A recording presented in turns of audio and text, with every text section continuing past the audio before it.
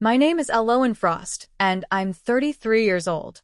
Up until last Friday, I thought betrayal had a sound. A shout. A confession. A slammed door. I was wrong. It came as a simple bank alert at 7:14 a.m. while I was making coffee in my quiet apartment. New loan account created. At first, I laughed because it had to be a mistake. But then I saw it. My name. My ID. My address. My hands went cold. I opened my banking app. The loan was real, active, and huge. I called the bank. After a long hold, the agent said one sentence that made my stomach drop. Ma'am, the loan was opened in person at our Willow Creek branch. Willow Creek. I hadn't been there in years, but my brother Asher had. And right then my phone buzzed. A message from him. Hey, you free today? My coffee sat untouched. Because I suddenly knew this wasn't an accident.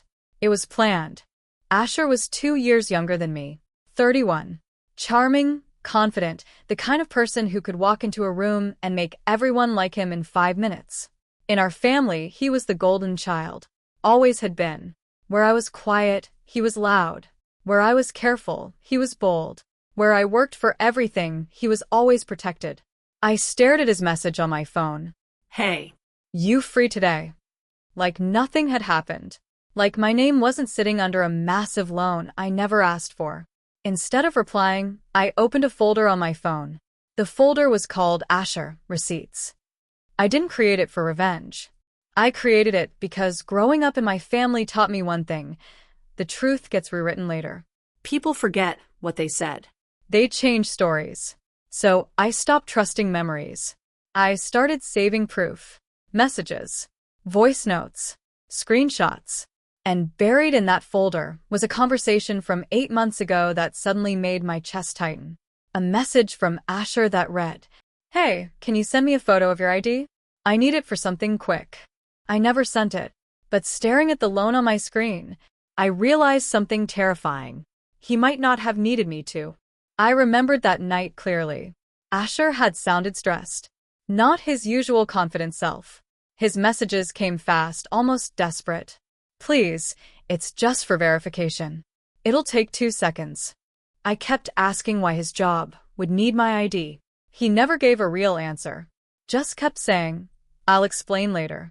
So I didn't send it. At the time, I felt proud of that decision. Like I had finally learned to say no to my family. But sitting there in my apartment, staring at that loan, a cold thought slid into my mind. Asher didn't actually need a photo. Because years ago, when I moved out of my parents' house, my mother insisted on helping me organize my documents. Birth certificate, old tax forms, copies of my ID.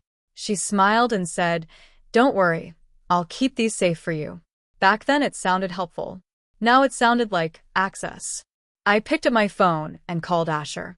He answered on the second ring, cheerful like always. Hey, Cease. What's up? I didn't yell. I didn't accuse. I just asked one question. Which loan did you take in my name? The silence on the phone was instant. Not confusion. Not surprise. Just silence. Then Asher laughed nervously. What? What are you talking about? I stayed calm. The personal loan opened at the Willow Creek branch. The one under my name. Another pause. Longer this time. Then he tried the oldest trick in our family. Denial. Elowen, I swear I don't know what you're talking about. Why would I? Asher. I cut in quietly. Don't do that. Not with me. Something in my voice must have told him the game was already over. His tone changed. Softer. Careful. Okay, listen, he said. It's not what it sounds like. That sentence alone made my stomach twist. Because whenever someone says that, it always is. I closed my eyes and asked the question that mattered. How much?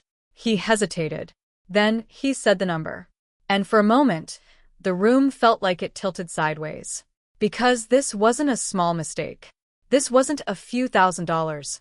It was the kind of debt that could follow someone for years. The kind that destroys credit, ruins plans, changes lives. My life.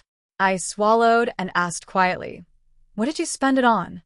He didn't answer, which told me everything. Gambling. I didn't yell. I didn't even raise my voice. Why my name? I asked. Asher exhaled heavily. Because my credit's already messed up. The bank wouldn't approve me.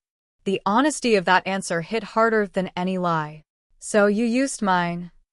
It was temporary, he said quickly. I was going to fix everything before you even noticed. But I had noticed. And the part that hurt the most wasn't the money. It was the assumption. The assumption that I would quietly absorb the damage, just like always.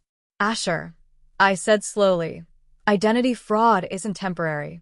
You're overreacting, he snapped suddenly. I'm your brother. There it was. That word, brother. In our family, that word was supposed to erase every boundary.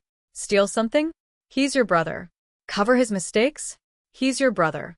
I sat in silence for a moment before asking the question that changed everything. When you went to the bank, were Mom and Dad there? He didn't answer, but the silence was louder than anything he could have said. Because suddenly I realized something terrifying. This wasn't just Asher's idea. My parents knew. After the call ended, I didn't scream. I didn't cry. I drove straight to the Willow Creek Bank branch. The building looked exactly the same as I remembered. Clean glass doors, quiet lobby, people politely waiting their turn. Nothing about it suggested someone's life had just been hijacked inside. A loan officer named Denise sat across from me with a polite, professional smile. I need the full file for the personal loan open under my name, I said. Her smile faded slightly. Ma'am, we can't normally release. I am the borrower, I interrupted calmly. And if this loan was approved without proper identity verification, then you're looking at a fraud investigation. She stared at me for a moment, then nodded. Please wait here. 10 minutes later, she returned carrying a thick folder. My name was printed across the front. Inside were copies of documents, signatures, and a scanned ID that looked exactly like mine. But one line in the approval notes made my stomach drop. Applicant accompanied by 2 family witnesses. I looked up slowly. Who were the witnesses? I asked. Denise checked the file again. Then she said the names quietly. Robert Frost. Diana Frost. My parents.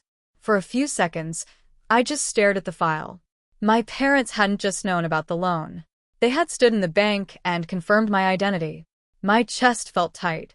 Not with anger yet, but with something colder. Betrayal that had been organized. I closed the folder slowly and asked Denise one more question. Is there security footage from the day the loan was approved? She nodded. Yes, the branch keeps recordings. Good, I said quietly. Because the woman who signed that paperwork wasn't me. Denise's expression shifted from polite professionalism to something more serious. I understand, she said carefully. I left the bank with copies of the documents in my bag and a storm building in my head. This wasn't just a brother making a reckless decision anymore. This was a family decision. When I got home, my phone rang again. Mom. Her voice sounded gentle, almost concerned. Hi, honey, she said softly. Asher told me you're upset. Upset. That word made me laugh quietly. Because to them, identity theft wasn't the problem. The problem was that I had noticed. Did you stand in that bank? I asked calmly, while Asher took a loan in my name? There was a long pause on the phone. Then my mother sighed softly, like she was tired of explaining something obvious. Aloan families help each other. The words hit me harder than any confession. So that's a yes, I said. You're being dramatic, she replied. Asher was in a difficult situation. We were just trying to stabilize things. Stabilize. That was the word she chose for fraud. For who? I asked quietly. For him or for you? Another pause. Then she said something that made everything painfully clear. He's your brother. You should want to protect him. Protect him. At my expense. Suddenly, I understood the entire plan. They never expected me to fight. They thought I would quietly accept the debt, fix it somehow, and keep the family image intact. Just like always. I looked at my laptop, where dozens of screenshots were lined up on the screen. Messages from Asher. Proof. Evidence. Every careless confession he had sent over the years. My mother spoke again, her voice sharper now. Aloan, don't make this bigger than it needs to be. I took a slow breath. It already is bigger. I said calmly, because I kept every message. The silence on the line changed instantly. Not shock. Fear. Why would you keep messages like that? My mother asked carefully. That question told me everything. She wasn't worried about what they did. She was worried about what I could prove. Because people rewrite history, I said quietly. And I got tired of being the one everyone blamed later. She tried another tactic. Aloan, listen to me. If you report this, it will destroy your brother's life. I looked at the screenshots on my screen again. One message stood out. Asher, if the bank calls you, just say you don't remember signing anything. I realized something painful in that moment. They weren't asking for help. They were asking me to lie, to become part of the crime. No, I said calmly. You don't understand, she insisted. Families solve problems privately. I closed my eyes for a second, because that was the rule in our house growing up. Problems were never fixed. They were hidden. Well, I said quietly, this time we're not solving it privately. Then what are you doing? She asked. I opened my laptop again. I'm calling a lawyer. The next morning, I sat across from a lawyer named Miranda Shaw. Sharp eyes, calm voice, the kind of person who didn't get distracted by family drama. I handed her the documents, the loan file, and the screenshots of Asher's messages. She read everything without speaking. When she finished, she leaned back in her chair and asked one question. Do you want revenge or justice? The question surprised me, because revenge would have been easy. A screaming fight, a broken relationship, a dramatic ending. But justice? Justice meant something colder. Cleaner. Permanent. I want my name cleared, I said. And I want them to never be able to do this again. Miranda nodded slowly. Good, she said. Then we do this properly. She tapped the stack of printed messages. These aren't just texts, she explained. They're admissions. Right then my phone buzzed again. A message from Asher. Please don't do anything crazy. Let's talk. I stared at it for a moment. Then I replied with one line. We can talk. Through my lawyer. And for the first time since the loan appeared, I felt completely calm. Because my brother thought he had one advantage. He thought I was too quiet to fight. But quiet people don't forget. Quiet people collect proof. And when the truth finally comes out, it doesn't need shouting. It just needs receipts.